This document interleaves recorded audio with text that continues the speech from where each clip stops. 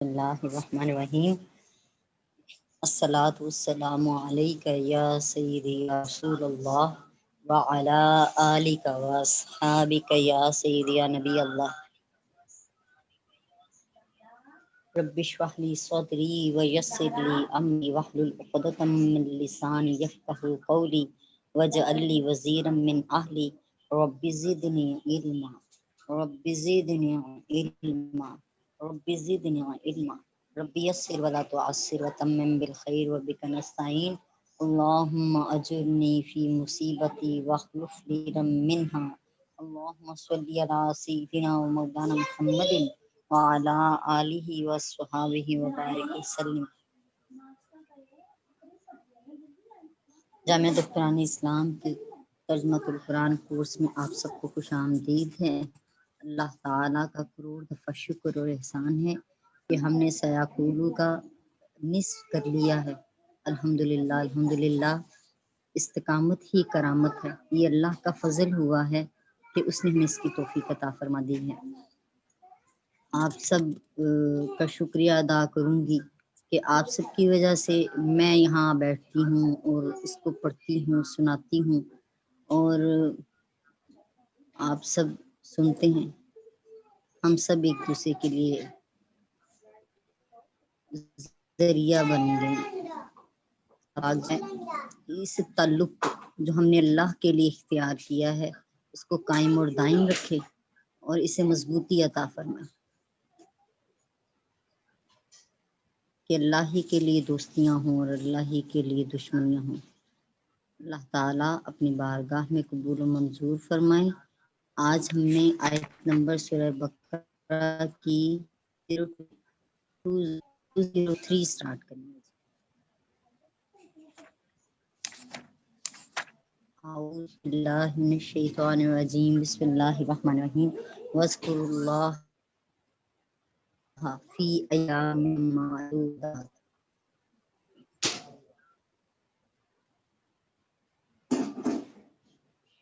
فمن تعجل فی یومین فلا اثم علیہ ومن تأخر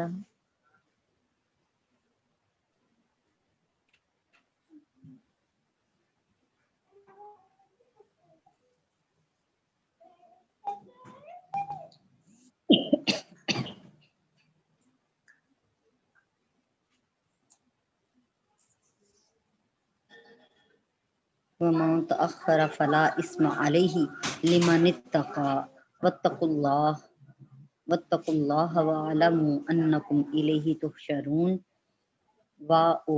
اذکروا، یاد کرو، اللہ کو، فی ایام معدودات، ان گنتی کے چند دنوں میں۔ فمن تعجل، گنتی کے چند دنوں سے مراد حج کے دن۔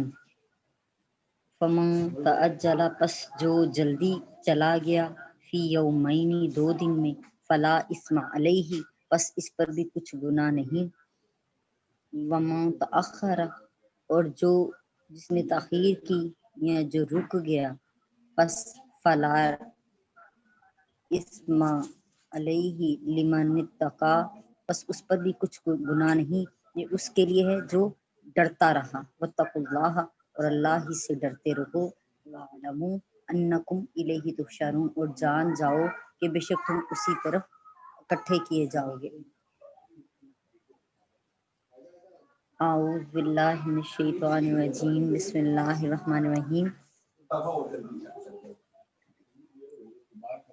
کیونکہ زمانہ جاہلیت میں لوگ حج کی عبادت سے فارغ ہو کر اپنے آباء و اجداد کی بڑائی بیان کرتے تھے، تو یہاں پہ اللہ پاک نے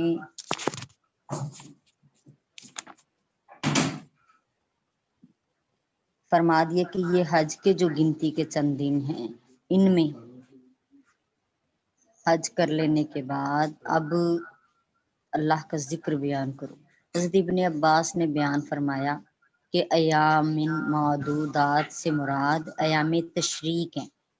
ایام تشریق میں 10ویں، 11ویں، 12ویں اور 13ویں، یہ 4 دن جو ہیں اس میں شامل ہوتے ہیں۔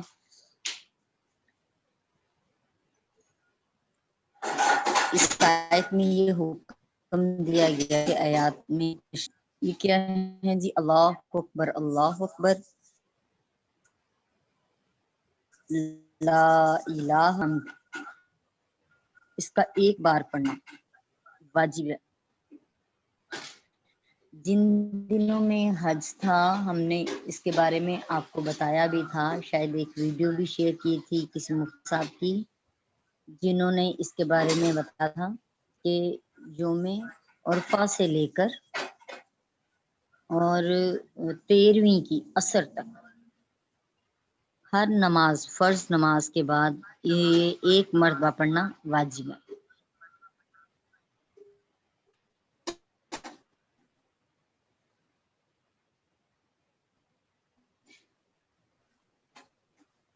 امام ایبا روایت فرماتے ہیں، حضرت علی رضی اللہ تعالی عنہ کا قول ہے کہ یوم عرفہ کی صبح سے لے کر پھر ایام تشریق کی عصر تک تکبیرات پڑھے،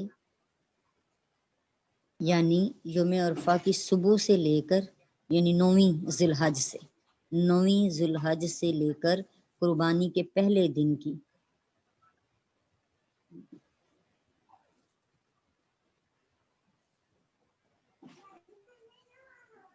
قربانی کے تیسرے دن تک تکبیرات پڑھے، یعنی 11ویں 12ویں 10ویں 11ویں 12ویں اور 13ویں کی عصر تک جی ہر نماز کے بعد ہم نے یہ تسبیح پڑھنی، ایک مرتبہ یہ ورڈنگ ادا کرنی ہے، اللہ لا الہ الا اللہ واللہ اکبر، اللہ اکبر وللہ الحمد کا ذکر کرنے کا بیان آیا ہے کہ گنتی کے ان چند دنوں میں ذکر کرو اللہ کا، اس سے مراد یہ میں تشریق ہے۔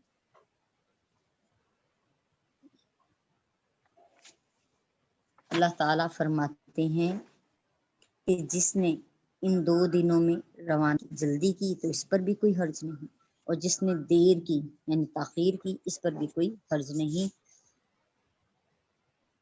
علامہ جیون حنفی علیہ لکھتے ہیں کہ جس شخص نے ایام منع میں عجلت کی یعنی جلدی کی اور تیسرے دن 13 ذی الحج کی رمی تک نہ ٹھہرا تو یوم النحر کے بعد صرف 2 دن یعنی 11ویں اور 12ویں ذی الحج کی رمی پر ہی اکتفا کیا تو اس پر کوئی گناہ نہیں، اور جو شخص ان 2 دنوں یعنی 11 اور 12 ذی الحج کے بعد بھی ٹھہرا رہا یہاں تک کہ تیسرے دن 13 ذی الحج کی رمی بھی کر لی تو اس پر کوئی گناہ نہیں ہے۔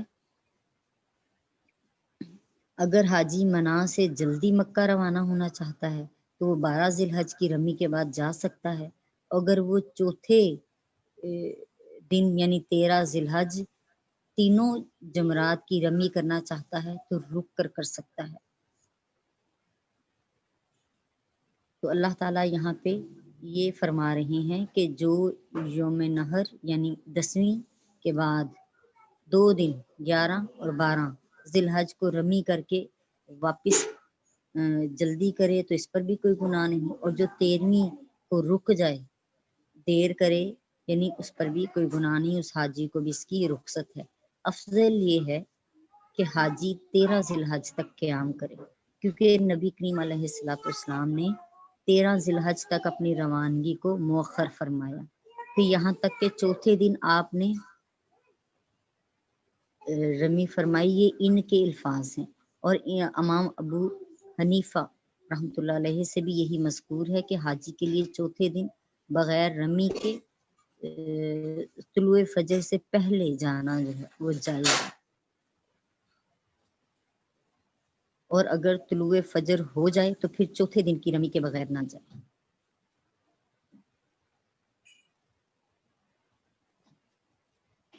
اور اصل بات تو یہی ہے کہ حج کے مناسک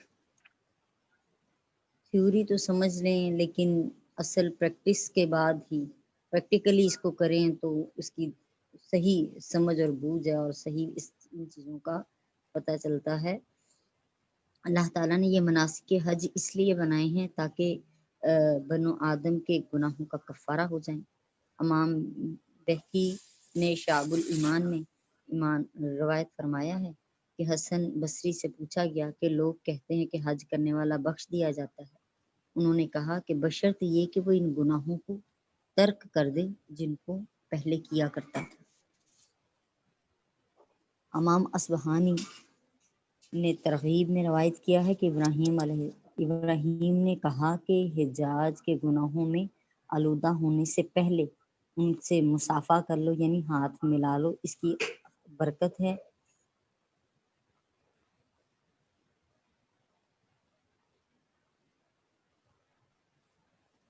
حسن بصری سے پوچھا گیا کہ حج مبرور کی کیا تعریف ہے؟ انہوں نے کہا وہ حج کرنے کے بعد دنیا سے مستغنی ہو اور آخرت میں راغب ہو، یعنی اب اس کے معاملات دنیاوی معاملات کی طرف اور مادیت کی طرف کم ہو اور آخرت کی طرف زیادہ سوچے اور ادھر اس کی تیاری زیادہ کرے، اس کے لیے زیادہ راز زیادہ اکٹھا کرے۔ امام حاکم نے روایت کی ہے جس حدیث کو کہ حضرت عائشہ صدیقہ رضی اللہ تعالی عنہا بیان کرتی ہیں کہ رسول اللہ صلی اللہ علیہ وسلم نے فرمایا جب تم حج پورا کر لو تو جلد گھر کی طرف روانہ ہو جاؤ، اس سے زیادہ اجر ملے گا۔ امام مالک، امام بخاری، امام مسلم، امام ابو داود، امام نسائی، ان سب نے حضرت عبداللہ بن عمر رضی اللہ تعالیٰ عنہما سے روایت کیا ہے کہ رسول اللہ صلی اللہ علیہ وآلہ وسلم حج یا عمرے سے لوٹنے کے بعد کسی بلند جگہ کھڑے ہو کر 3 مرتبہ تکبیر پڑھتے، پھر یہ دعا کرتے: لا الہ الا اللہ وحدہ لا شریک لہ وہو علی کل شیء قدیر۔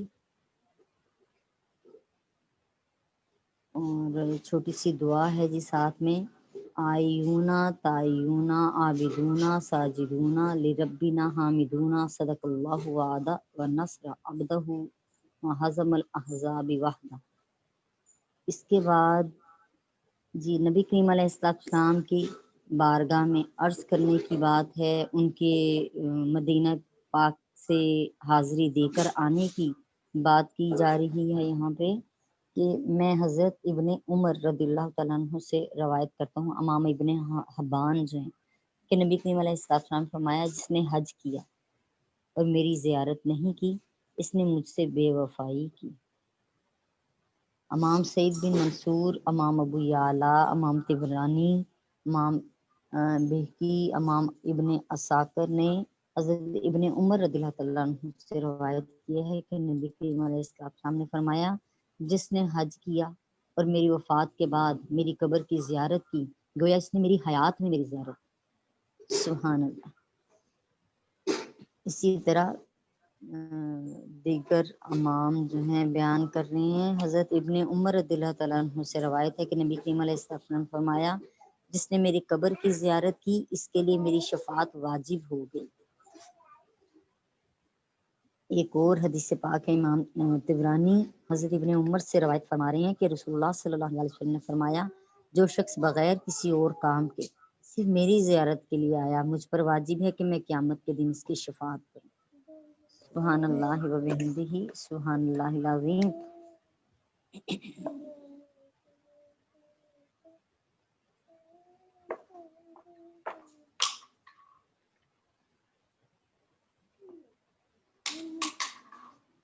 امام ابن ابی الدنیا، امام بہقی نے منیب بن عبداللہ بن ابی امامہ سے روایت کیا ہے کہ میں نے دیکھا حضرت انس بن مالک، یعنی صحابہ اکرام کا کیا عمل تھا یہ دیکھ رہے ہیں کہ ان سے کیا ثابت ہے۔ آپ حضرت انس بن مالک رضی اللہ تعالیٰ عنہ رسول اللہ صلی اللہ علیہ وآلہ وسلم کی قبر پر آ کر کھڑے ہوئے اور بڑی دیر تک ہاتھ بلند کیے رہے، حتیٰ کہ میں نے گمان کیا کہ وہ نماز کی نیت کر رہے ہیں، پھر سلام عرض کیا اور چلے گئے۔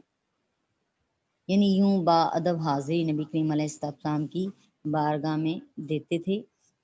امام بہقی نے ہی ایک اور حدیث روایت کی ہے کہ ایک عرابی نے حج کیا، جب وہ نبی کریم علیہ السلام کی مسجد کے دروازے پر آیا تو اس نے اپنی اونٹنی کو وہاں باندھ دیا، پھر مسجد میں داخل ہوا، نبی کریم علیہ السلام کی قبر کے پاس گیا اور رسول اللہ صلی اللہ علیہ وسلم کے چہرے کے سامنے کھڑا ہو گیا اور کہنے لگا یا رسول اللہ صلی اللہ علیہ وسلم آپ پر میرے ماں اور باپ فدا ہوں، میں آپ کے پاس اپنے گناہوں اور خطاؤں کے بوجھ تلے دبا ہوا آیا ہوں، کیونکہ اللہ تعالیٰ نے اپنی کتاب میں فرمایا ہے وَلَوْ أَنَّهُمْ إِذْ ظَلَمُوا أَنفُسَهُمْ کہ اگر یہ اپنی جانوں پر ظلم کر بیٹھیں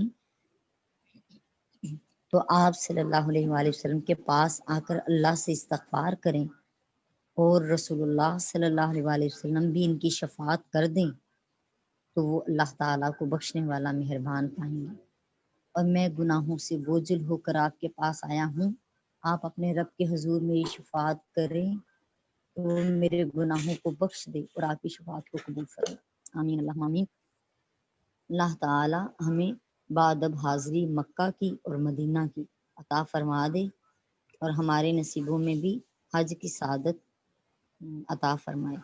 اگلی صورت شروع کرتے ہیں جی۔ اعوذ باللہ من الشیطان الرجیم، بسم اللہ الرحمن الرحیم۔ 204 ہے۔ وَمِنَ النَّاسِ مَن يُعْجِبُكَ قَوْلُهُ فِي الْحَيَاةِ الدُّنْيَا وَيُشْهِدُ اللَّهَ عَلَى مَا فِي قَلْبِهِ وَهُوَ أَلَدُّ الْخِصَامِ وَإِذَا تَوَلَّى سَعَىٰ فِي الْأَرْضِ لِيُفْسِدَ فِيهَا وَيُهْلِكَ الْحَرْثَ وَالنَّسْلَ وَاللَّهُ لَا يُحِبُّ الْفَسَادَ وَإِذَا قِيلَ لَهُ اتَّقِ اللَّهَ أَخَذَتْهُ الْعِزَّةُ بِالْإِثْمِ فَحَسْبُهُ جَهَنَّمُ وَلَبِئْسَ الْمِہَادُ۔ کیونکہ ریلیٹڈ تھیں ایک دوسرے سے، ٹاپک ان کا ایک ہی ہے، اس لیے اس کو شروع اکٹھا پڑھ لیا ہم نے۔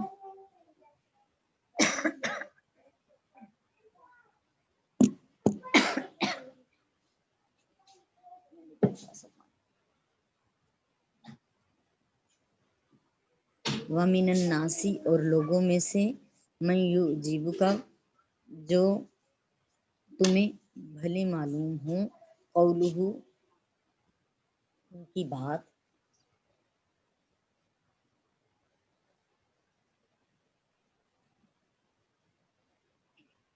اور لوگوں میں سے وہ لوگ جن کی بات تمہیں بھلی معلوم ہوتی ہے فی الحیات دنیا دنیا کی زندگی میں وَيُشْهِدُ اللَّهَ اور وہ اللہ کو گواہ بناتا ہے عَلَى مَا فِي قَلْبِهِ اس پر جو اس کے دل میں ہے وَهُوَ أَلَدُّ الْخِصَامِ جبکہ وہ سخت جھگڑالو ہے وَإِذَا تَوَلَّى کہ جب لوٹتا ہے سعی تو دوڑتا پھرتا ہے فی الارض زمین میں لیفسدا تاکہ فساد کرے فیہا اس میں ویہلکا اور تباہ کر دے ہرسا کھیتی کو والنسل اور نسلوں کو واللہ لا یحب الفساد اور اللہ تعالیٰ تو فساد کرنے والے کو پسند نہیں فرماتا۔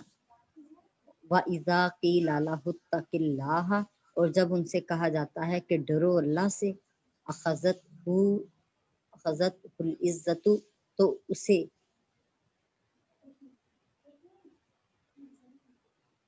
اس کا غرور اکساتا ہے بالاسم گناہ پر فحسبہ پس کافی ہے جہنم جہنم والا بئس المہاد اور برا ہی ٹھکانہ ہے۔ اعوذ باللہ من الشیطان الرجیم بسم اللہ الرحمن الرحیم۔ اور کوئی شخص تو ایسا ہے جس کی گفتگو دنیا کی زندگی میں تم کو دلکش معلوم ہوتی ہے اور وہ اپنی ما فی الضمیر پر اللہ تعالیٰ کو گواہ بناتا ہے حالانکہ وہ سخت جھگڑالو ہے۔ آیات حج میں اللہ تعالیٰ نے اس شخص کا بیان فرمایا تھا جو صرف دنیا میں رغبت کرتا ہے اور صرف دنیا کے حصول کی دعائیں کرتا ہے، اور اس شخص کا ذکر فرمایا جو دنیا اور آخرت دونوں میں رغبت کرتا ہے، دونوں کے لیے دعائیں کرتا ہے۔ یہاں پہ اب ایسے ایک شخص کا ذکر کیا جا رہا ہے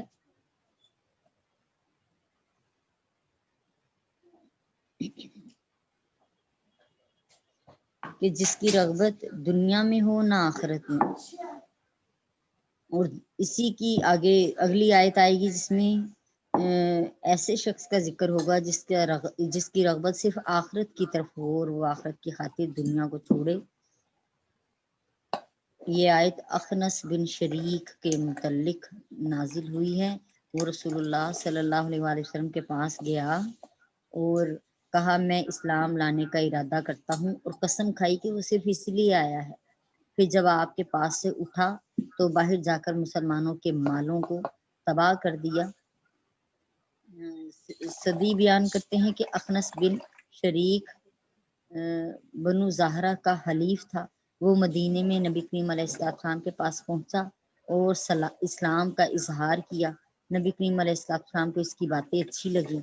इसने कहा, मैं इस्लाम कबूल करने के इरादे से आया हूँ और अल्लाह खूब जानता है कि मैं अपनी बात में सच्चा हूँ। फिर जब वो नबी करीम अलैहिस्सलाम के पास से उठा तो मुसलमानों की खेतियों और मवेशियों के पास से गुजरा। इसने मुसलमानों की खेतियों में आग लगा दी और गधों की कूंचे काट डाली, यानी उन्हें मार डाला। तब इसके मुतालिक ये आयत नाजिल हुई।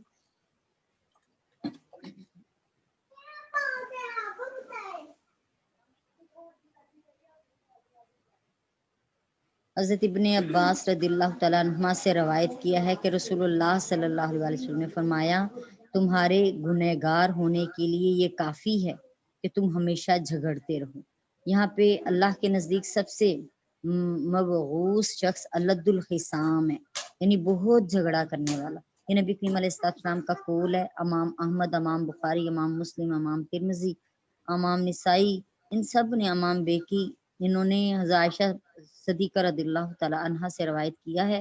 वो बयान करती हैं कि नबी करीम अलैहिस्सलाम ने फरमाया, अल्लाह के नज़दीक सबसे मबगूस शख्स, यानी जिस पर गजब हो, वो अल्लदुल खिसाम है, यानी बहुत झगड़ा करने वाला है। इमाम बेहकी ने इब्ने उम्र बिन उला से रवायत किया है कि जब दो शख्स झगड़ा करते हैं तो जो ज्यादा बुरा होता है वो गालिब आ जाता है।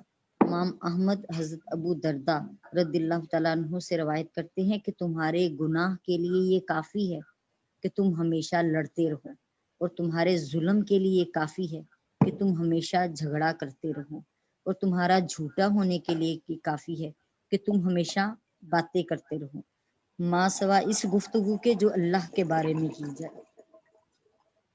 कुरान पाक की आयत में भी तो ये आया है ना कि गुफ्तगू में उस शख्स से अच्छा कौन है। बोलते तो सब नहीं है, लेकिन